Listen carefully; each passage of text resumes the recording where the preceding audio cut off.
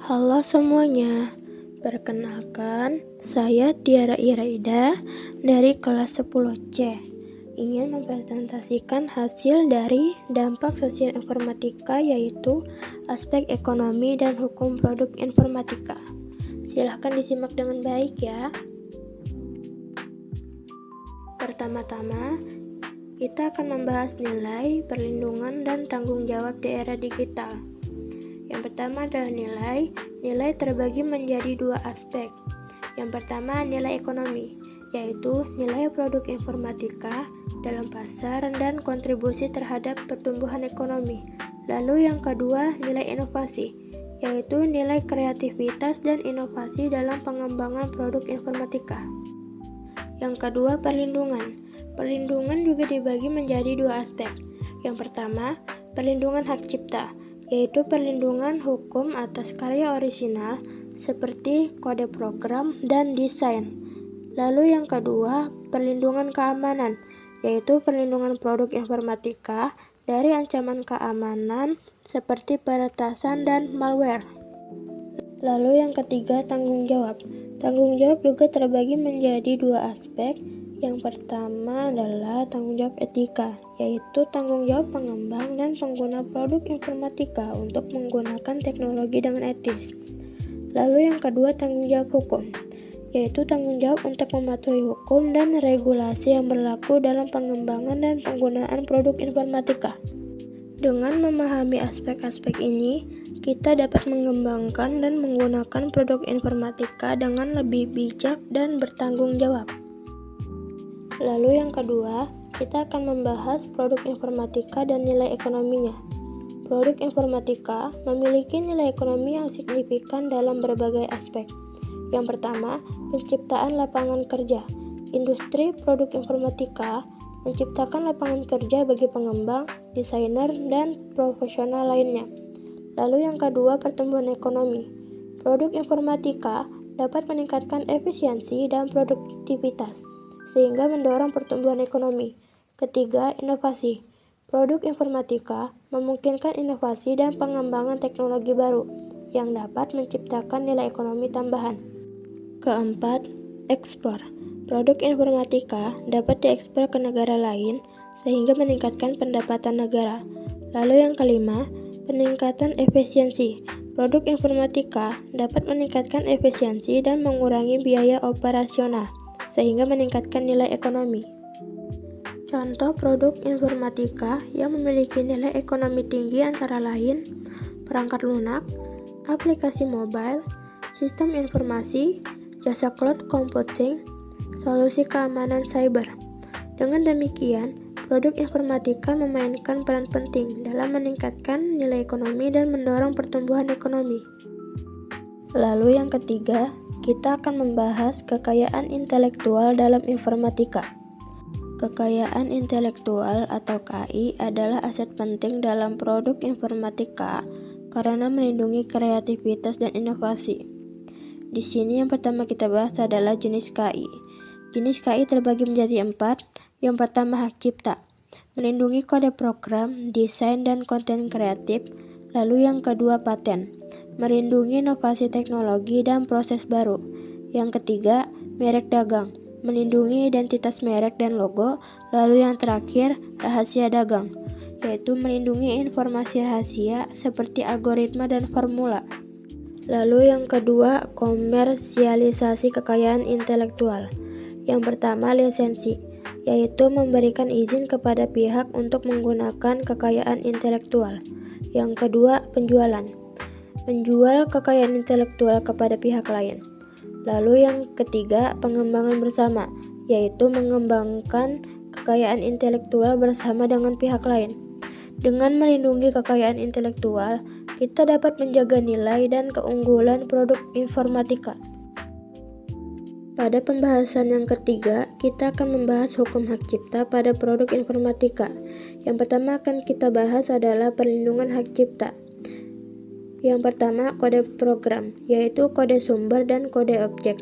Lalu yang kedua, antarmuka, yaitu desain antarmuka pengguna dan pengalaman pengguna.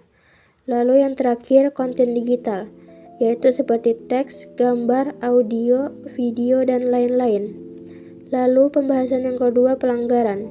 Yang pertama, pembajakan, yaitu pengguna produk tanpa izin.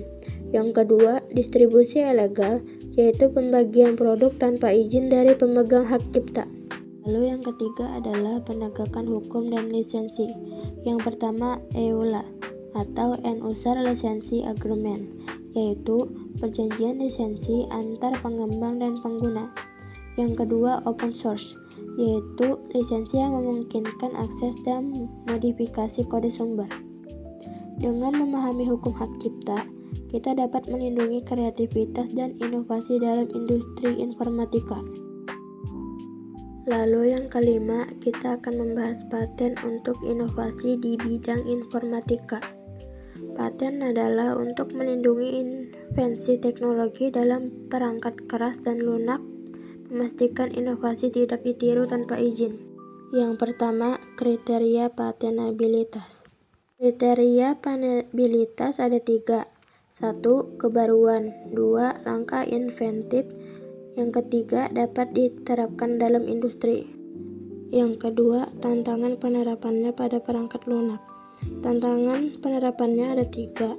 1. Sifat abstrak perangkat lunak. 2. Kesulitan menentukan kebaruan. Lalu yang ketiga, overlap dengan hak cipta. Lalu yang ketiga, implikasi paten. Yang pertama, mendorong inovasi dengan melindungi invensi. Kedua, menghambat persaingan jika paten terlalu luas atau tidak jelas. Lalu yang ketiga, meningkatkan biaya litigasi dan risiko sengketa. Paten memainkan peran penting dalam melindungi inovasi teknologi, namun perlu diterapkan dengan bijak untuk mendorong kemajuan dan persaingan sehat. Lalu pembahasan yang keenam adalah perlindungan data pribadi dalam produk informatika. Yang pertama, pentingnya privasi. Pentingnya privasi ada 2. Yang pertama, aplikasi dan platform online mengumpulkan data pribadi pengguna. Kedua, privasi penting untuk melindungi identitas dan keamanan pengguna. Yang kedua, regulasi. Regulasi ada 2. Yang pertama, UU PDP Indonesia, yaitu Undang-Undang Perlindungan Data Pribadi di Indonesia. Lalu yang kedua, GDPR Eropa, General Data Protection Regulation, regulasi perlindungan data pribadi di Uni Eropa. Ketiga, tanggung jawab hukum. Tanggung jawab hukum ada 2. Yang pertama, kebocoran data, yaitu perusahaan bertanggung jawab atas keamanan data pengguna. Yang kedua, pelanggaran privasi, yaitu perusahaan harus mematuhi regulasi privasi dan melindungi data pengguna. Perlindungan data pribadi sangat penting untuk menjaga kepercayaan pengguna dan menghindari sanksi hukum. Baik, pada pembahasan selanjutnya, kita akan membahas kejahatan cyber dan aspek hukumnya. Yang pertama ada jenis kejahatan cyber. Jenis kejahatan cyber ada 3. Yang pertama hacking, yaitu akses tidak sah ke sistem komputer. Lalu yang kedua malware, yaitu perangkat lunak berbahaya. Lalu yang terakhir penipuan online, penipuan melalui internet. Lalu yang kedua ada tanggung jawab hukum.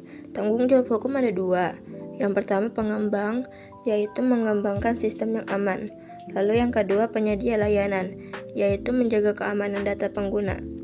Lalu yang ketiga upaya penegakan hukum, yaitu mengidentifikasi dan menindak kejahatan cyber dan meningkatkan kesadaran keamanan cyber. Dan yang terakhir, pentingnya keamanan cyber, yaitu melindungi data pribadi dan organisasi, serta meningkatkan kepercayaan pengguna. Keamanan cyber sangat penting untuk melindungi individu dan organisasi dari kejahatan cyber. Sekarang kita akan membahas contoh kasus singkat tentang interaksi ekonomi dan hukum. Di sini kita akan membahas sengketa hak cipta aplikasi, yaitu perusahaan A menuduh perusahaan B melakukan pelanggaran hak cipta atas aplikasi serupa, seperti Oracle dan Google. Oracle mengakuisisi Sun Microsystems yang mengembangkan bahasa pemrograman Java, lalu Google menggunakan Java dalam pengembangan Android. Masalahnya, Oracle menuduh Google melakukan pelanggaran hak cipta atas API, Application Programming Interface (Java). Putusan pengadilan memutuskan bahwa API dapat dilindungi oleh hak cipta, tetapi Google menggunakan API Java untuk tujuan yang fair use. Dampak kasus ini mempengaruhi bagaimana perusahaan teknologi menggunakan dan melindungi kekayaan intelektual serta definisi fair use dalam konteks pengembangan perangkat lunak.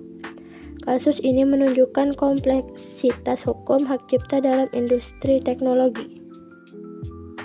Lalu selanjutnya kita akan membahas tantangan dan peluang masa depan.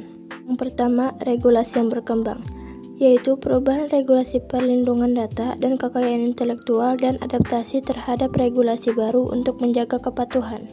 Yang kedua, inovasi teknologi yang pesat. Teknologi baru seperti AI, blockchain, dan IoT, dan peluang bisnis dan inovasi yang meningkat. Yang terakhir, keseimbangan antara perlindungan dan akses, yaitu melindungi kekayaan intelektual dan data pribadi, lalu meningkatkan akses ke informasi dan teknologi. Masa depan informatika penuh dengan tantangan dan peluang. Keseimbangan antara perlindungan dan akses sangat penting untuk mendorong inovasi dan pertumbuhan. Lalu yang terakhir, kesimpulan. Yang pertama, aspek ekonomi dan hukum memiliki elemen krusial dalam produk informatika yang mempengaruhi inovasi, keamanan, dan kepercayaan. Lalu yang kedua, pemahaman yang baik, yaitu penting bagi pelaku industri untuk mengembangkan produk yang aman dan inovatif, serta penting bagi pengguna untuk memahami hak dan tanggung jawab mereka. Dengan memahami aspek ekonomi dan hukum, kita dapat memanfaatkan teknologi dengan baik dan bertanggung jawab.